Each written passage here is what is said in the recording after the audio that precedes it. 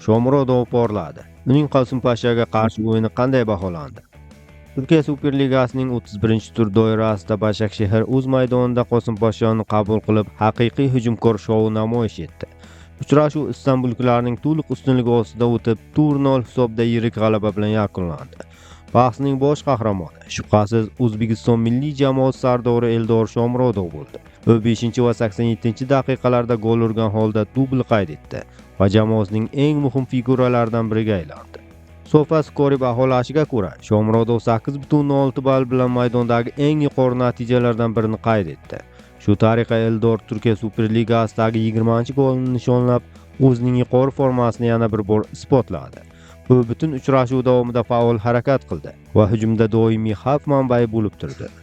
Jamoada yana bir ajoyib o'yin ko'rsatgan futbolchi markaziy yarim himoyachi Kemin bo'ldi.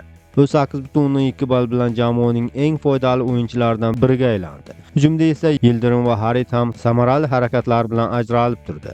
Yildirim 7.8 va Harit 7.6 ball. Qiziq chiqadi. Zahirada maydonga tushgan Ivan Brnich 9.1 ball bilan o'yinning eng yuqori bahosini oldi. U qisqa vaqt ichidayoq o'yiniga katta ta'sir ko'rsatib, murabbiy ishonchini oqladi. Himoya chizig'ida ham Başakşehir futbolchilari barqaror o'yin namoyish etdi. Darvozabon Shengezer 7.6 ball bilan ishonchli harakat qildi va jamoa darvozasini quruq saqlashga hissa qo'shdi. Ushbu g'alabadan so'ng Başakşehir ochkolar sonini 51 ga yetkazib, turnir jadvalida 5-pog'onaga mustahkam joylashdi. Qosimpashsha esa 31 ochko bilan 13-o'rinda qolmoqda. Qisqasi bu o'yinda Shomurodov nafaqat dubl bilan, balki umumiy o'yini bilan ham yetakchi bo'ldi. Agar u shu tempda davom etsa, yana katta natijalar uzoq emas.